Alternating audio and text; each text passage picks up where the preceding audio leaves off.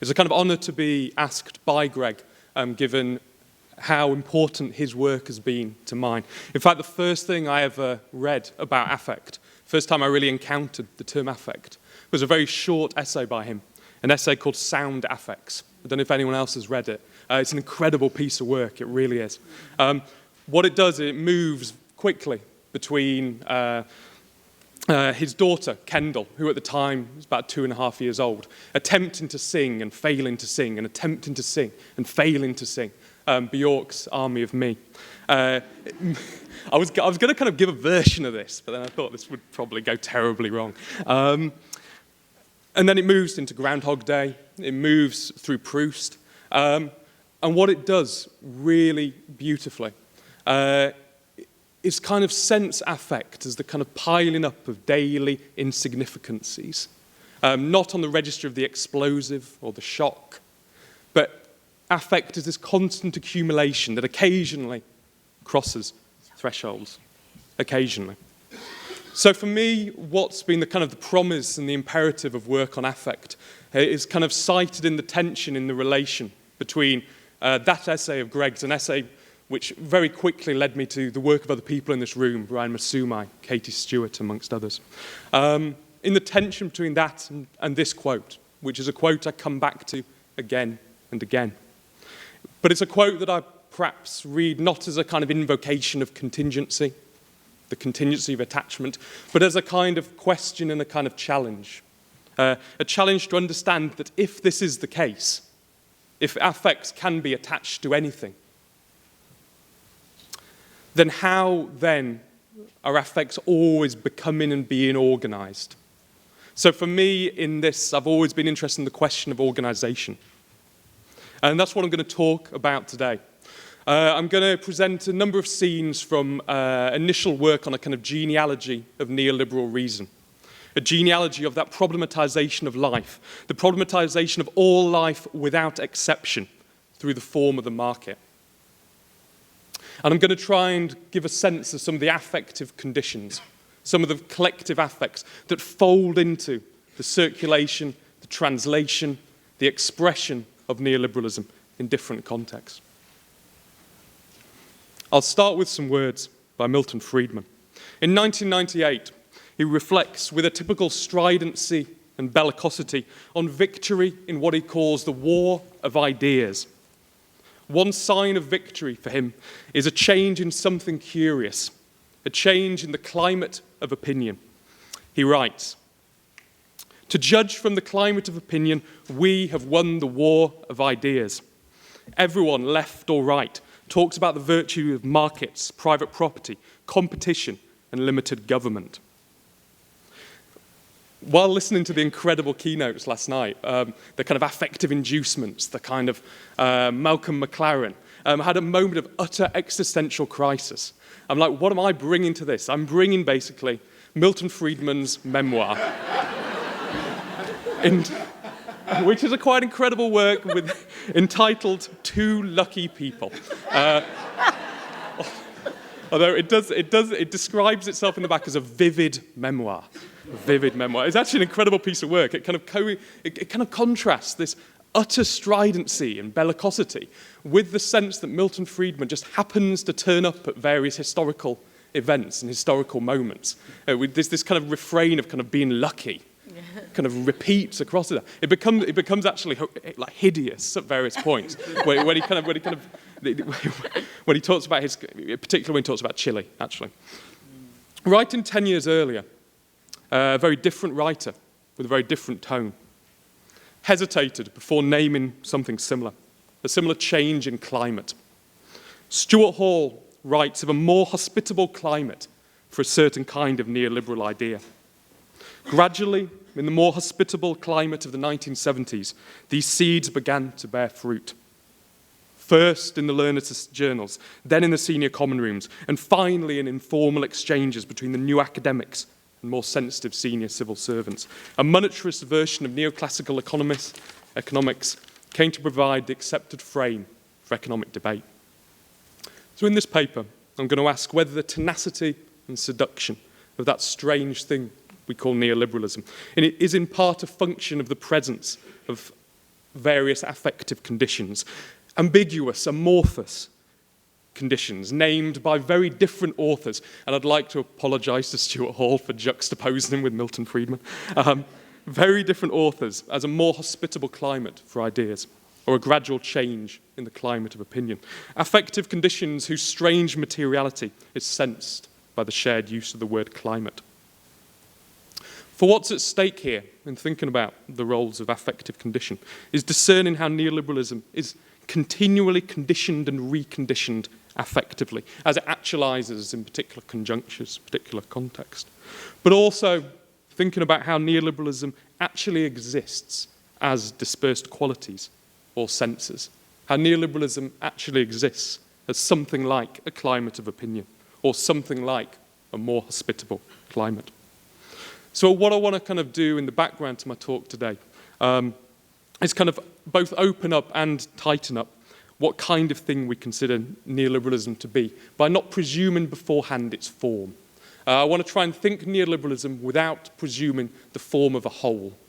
When we describe neoliberalism in terms of neoliberal societies, we give it a kind of determining force and talk about its impact.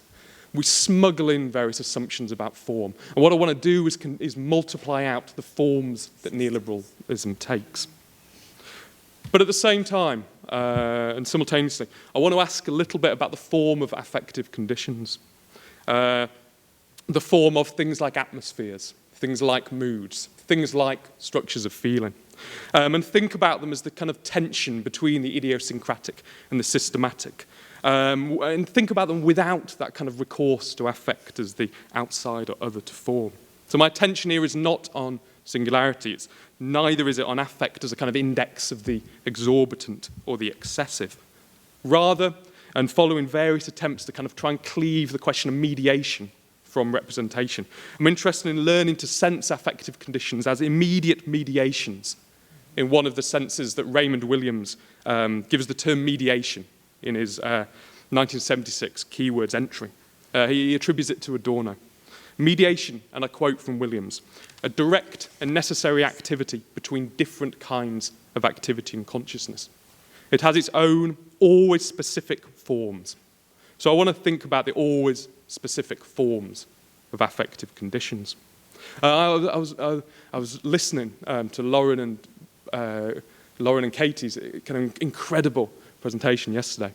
And I realised that as I kind of move between thinking about the form of neoliberalism and thinking about the form of affective conditions, all I can be is astonishingly clunky and awkward in those transitions. The kind of the possibility, this will be all about continual non- or misalignments between the two different forms as I encounter them. So, to begin, with Foucault from The Birth of Biopolitics.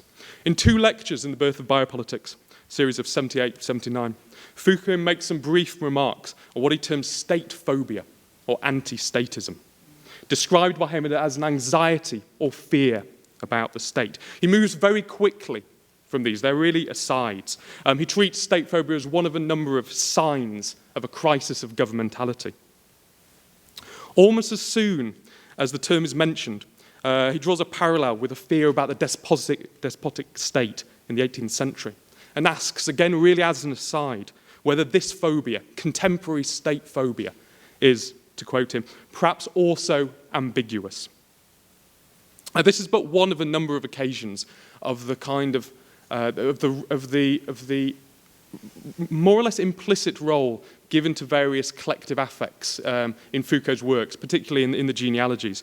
For example, in the recently translated lectures on the penal society, he talks about the determinant role of fear in a particular mutation of the penal system. Fear of workers and their immorality kind of like folds into the emergence of different kind of ways of organising punishment.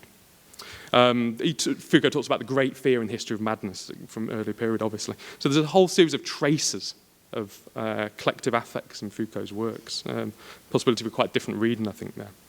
But staying with state phobia for a moment, against the grain of the emphasis on neoliberalism as governmentality, perhaps we can treat state phobia, this ambiguous, perhaps ambiguous, fear or anxiety about the state, as something like a mutating, folding affective condition for the formation and circulation of the extension of relations of competition that Foucault sees as marking neoliberalism, the novelty of.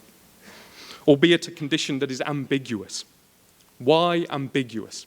I actually think the theme of the kind of the ambiguity of affect is one of the things which crosses the various trajectories that have been at this conference, whether it's the kind of imbrication and folding between joy and sadness in Spinoza, or whether it's the kind of ambiguity of a concept like cruel optimism. But why ambiguous for Foucault?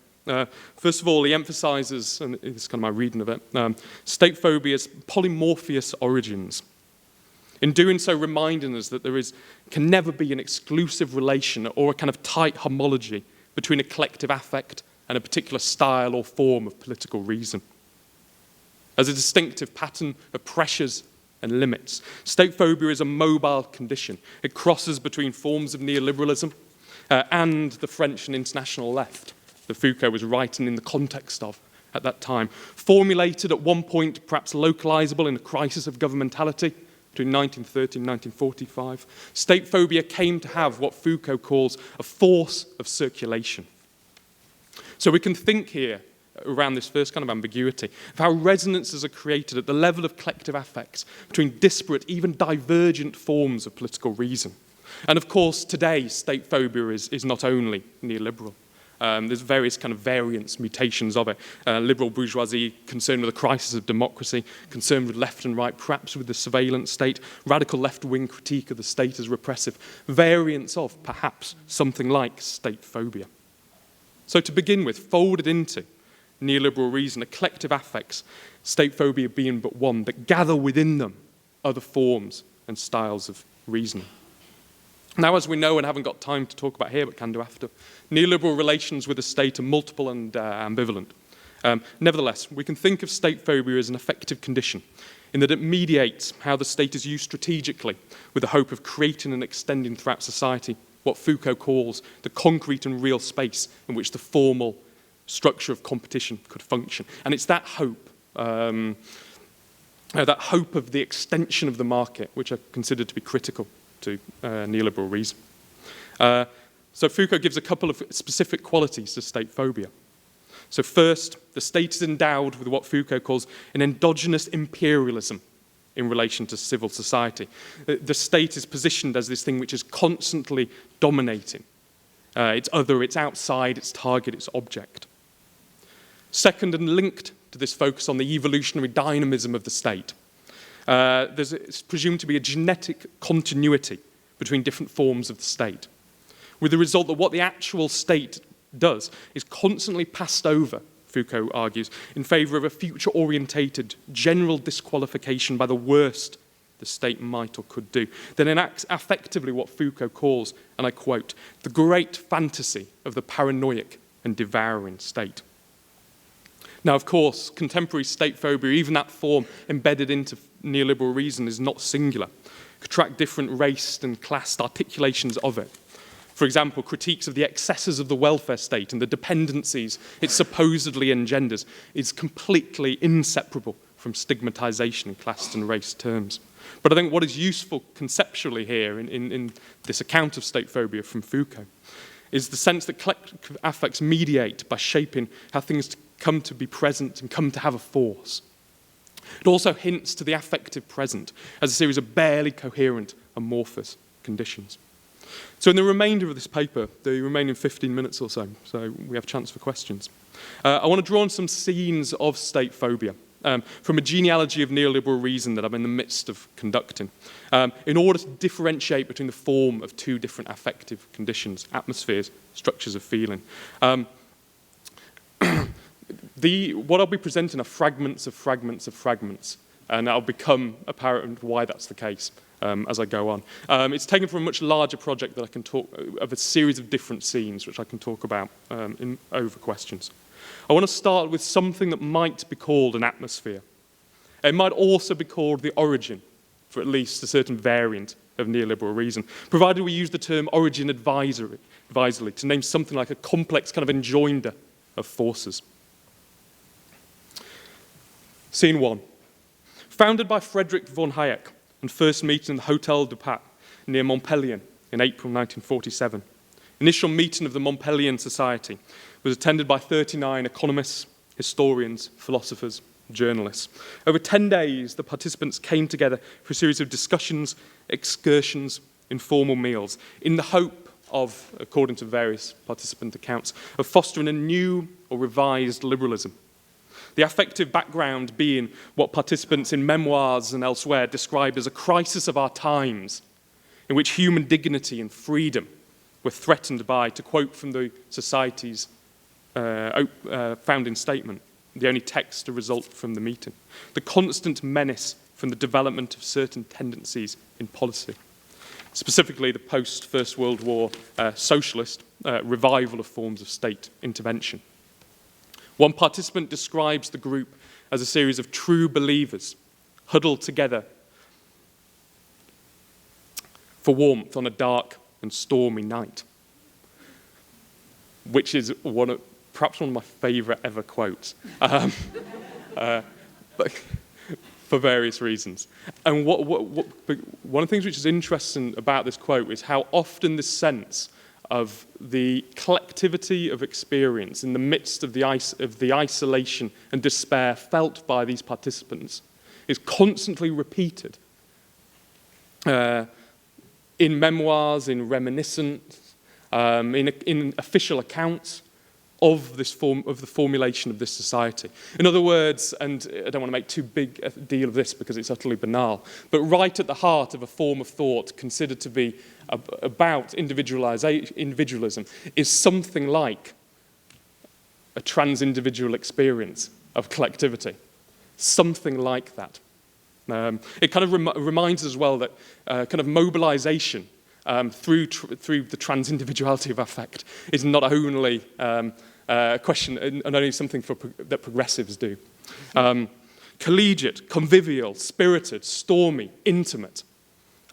These and other terms repeat in descriptions of the atmosphere, or perhaps atmospheres, that the initial meeting of the society. Perhaps something of those atmospheres live on, perhaps nothing does, but resurface in changed form, to be encountered by me, by us, in these and other names that are once generic and singular, collegiate, convivial, spirited, stormy, words that constantly fail and evoke. Perhaps they live on as well in the warm tones in which the meeting and the journey across a ruined landscape, post-war landscape, is described by participants.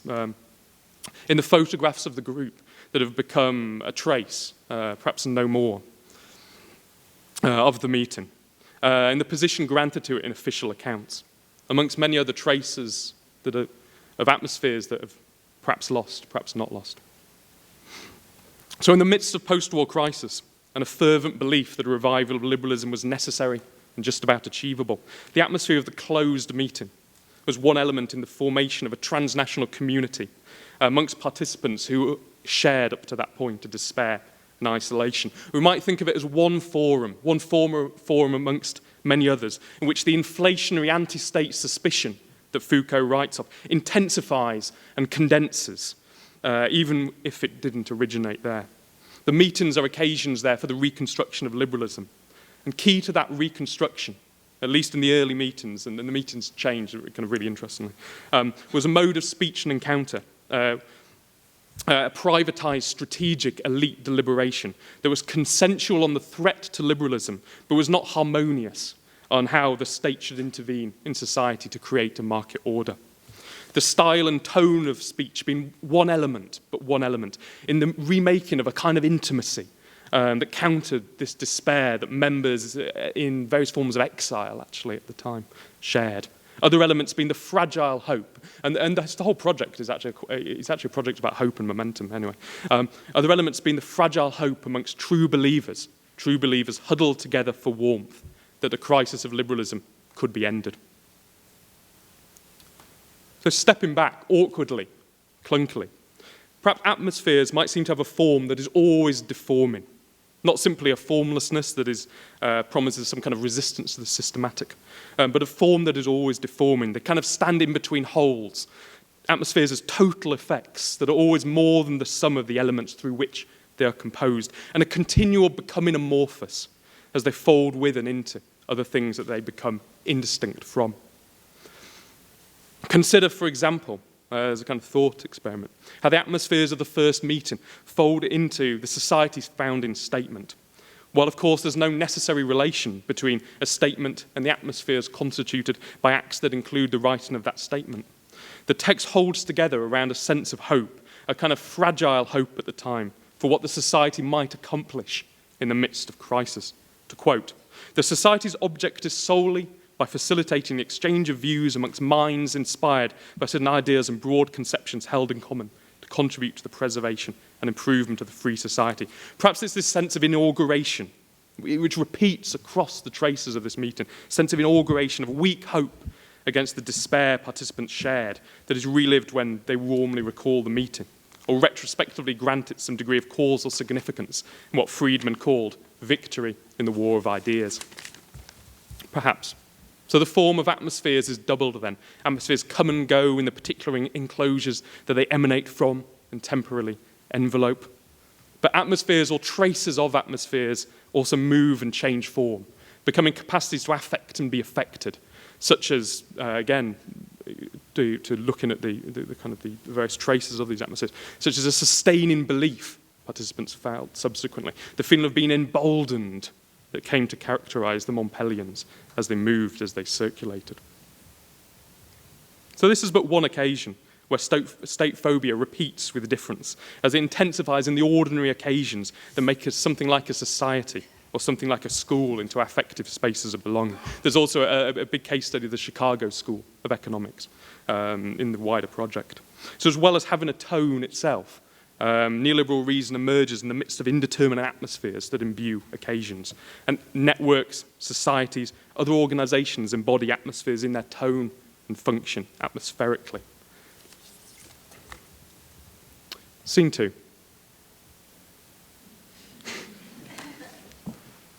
Again, there's something incredible about the question of gesture here. Friedman and Hall's shared recognition of a change in climate introduces a second type or form of affective condition for the actualization of neoliberal reason. Distributed structures of feeling that operate in Raymond Williams' terms, and it's an essay I continually return to, it's kind of incredible, as distinctive presences, a non-homogeneous set of pressures and limits. So a structure of feeling is a set of distributed forming and formative processes, and I'll say a little bit more about the character of those processes. To quote Williams, constitutive of what he calls a specific present. What are perpetually forming, and reforming are specific affective qualities or senses that are at once in solution and, to quote Williams, formalized, classified, and built into institutions and formations. There's a slightly against the grain reading of structures of feeling there, which doesn't necessarily equate them with the emergent or the pre-emergent. Anyway, how then does something like a climate condition? Structures of feeling are perhaps never self-evidently present, as we may sometimes assume other conditions are. Always in the midst of encounters, emerging and changing as they mediate life, shaping how the world is disclosed, related to, felt as a series of forces. A structure of feeling then subtends diverse domains of life, drawing them into relation, bestowing upon them a certain kind of enigmatic coherence. So my examples here are some of the structures of feeling that pressed and limited and became what Thatcherism was. They don't add up to a totality or a kind of whole that could exhaust what could be said of 1970s Britain or any other affective present.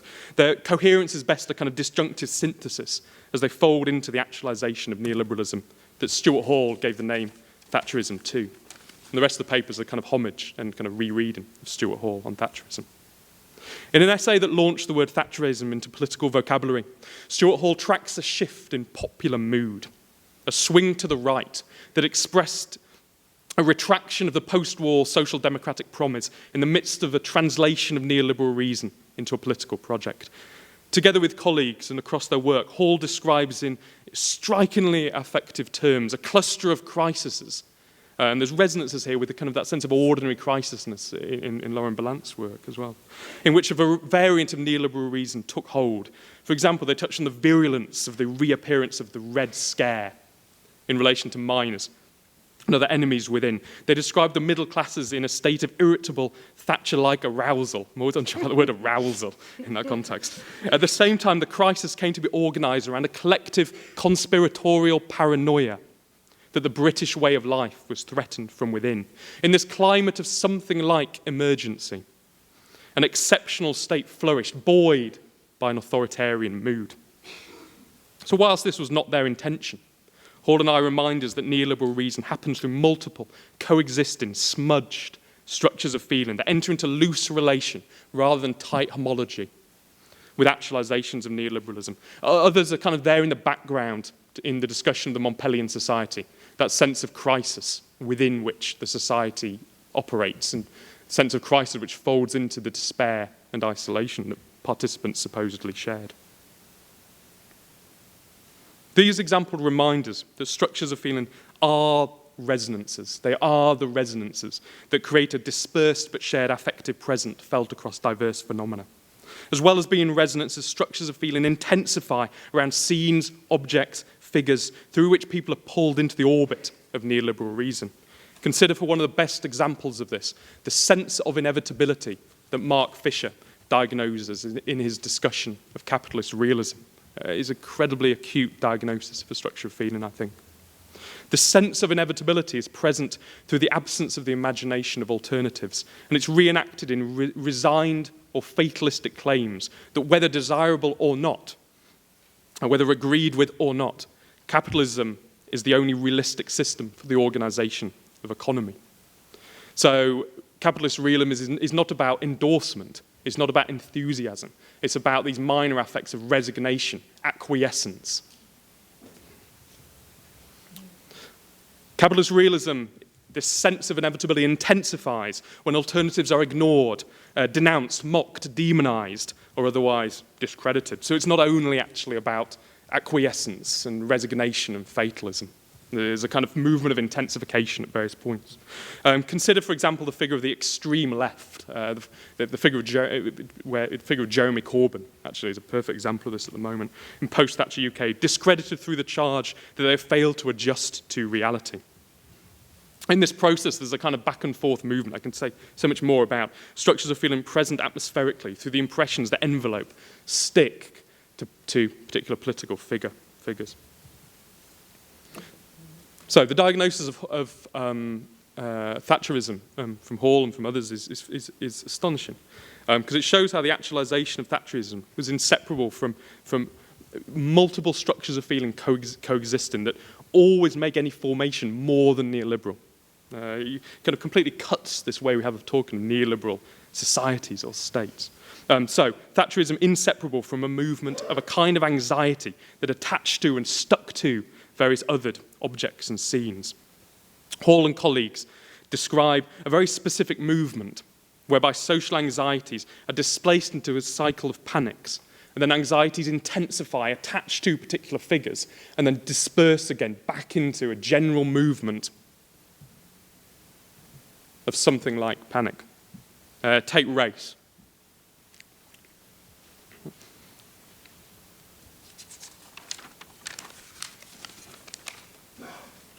So emergent from this overlap, this convergence of specific panics is this intensification of a sense of a multifaceted and one enemy present everywhere that is a counterpoint to a white-classed British people that Thatcher redistributed and attached hopes of social mobility to.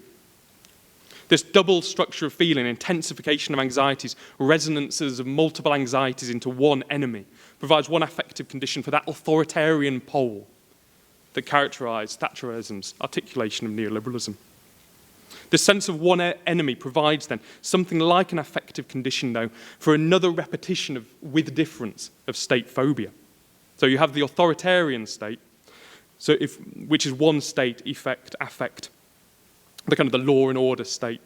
The others simultaneously is an intense critique of the state that involves an iteration of state phobia. We can diagnose then, across Hall's writing and many others at this period, an anti-state mood that was one way in which the disintegration of the post-war social democratic consensus was felt. Its basis is in a critique of the social democratic corporatist state in the then conjuncture of crisis. A state that Hall and others claims was massively present in everyday life and used, and I quote, to discipline, limit, and police the very classes it claims to represent. The state, then, of social democratic corporatism no longer felt as neutral or benevolent. It's felt instead through the numbing, dulling affects of bureaucracy. The result being something like an anti-state structure of feeling that pressures and limits, bestows an enigmatic coherence on how the state came to be felt, at least for some. Felt and discloses the enemy of the British people, signs and symptoms of crisis retrospectively attached to the state. The state becomes a cause of the intense disorganisation, turbulence that supposedly marks a conjuncture of crisis. Hall writes, what Hall shows then is the articulation of a variant of neoliberal reason with an anti-state mood that results in the shift rightward simultaneously across multiple domains, education, welfare, as part of this broader conjunction of crisis. So I want to leave time for questions. I'll just wrap up.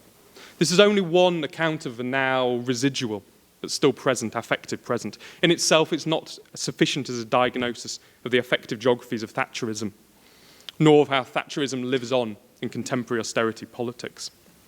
Nevertheless, it exemplifies, I think, one way of discerning the jumble of structures of feeling that conditions how neoliberalism actualizes in named political formations. There's no such thing, then, as a typical neoliberal structure of feeling. There are, instead, multiple coexisting structures of feeling that fold into the diverse actualizations of something like the logic of neoliberalism. At the same time as structures of feeling condition what neoliberalism becomes. Neoliberalism itself might exist as a structure of feeling, as much as it is a policy program, as much as it is ideology. Dispersed affective qualities, such as a sense of inevitability and anxiety about the state, that become part of policies, programs, projects that extend the market, with the violences attached to that. If so, then this gives us cause to reconsider what is meant by the phrase actually exist in neoliberalism, or actually exist in neoliberal regimes or neoliberal states. Neoliberalism might actually exist as dispersed particular qualities or senses. So as much as it was a set of reforms political project, Thatcherism actually existed in how the authoritarian state and the market were felt for some as sources of hope, albeit perhaps fragile, weak hopes. And yet structures of feeling are irreducible to neoliberalism or any other named political formation. They always fold in, just as Foucault made clear about state phobia. They fold in and express at least a trace of other spaces and times. Neoliberal structures of feeling, composed of multiple elements, including affective qualities, part of formations that cannot solely be identified with neoliberalism. There's a longer 15,000 version of this paper coming out in the astonishingly, excitingly named journal Progress in Human Geography. If you're not like an avid reader of Progress in Human Geography, just email me for a copy. The geographers are laughing. I'm totally underplaying the amazingness of Progress in Human Geography. Okay, thank you.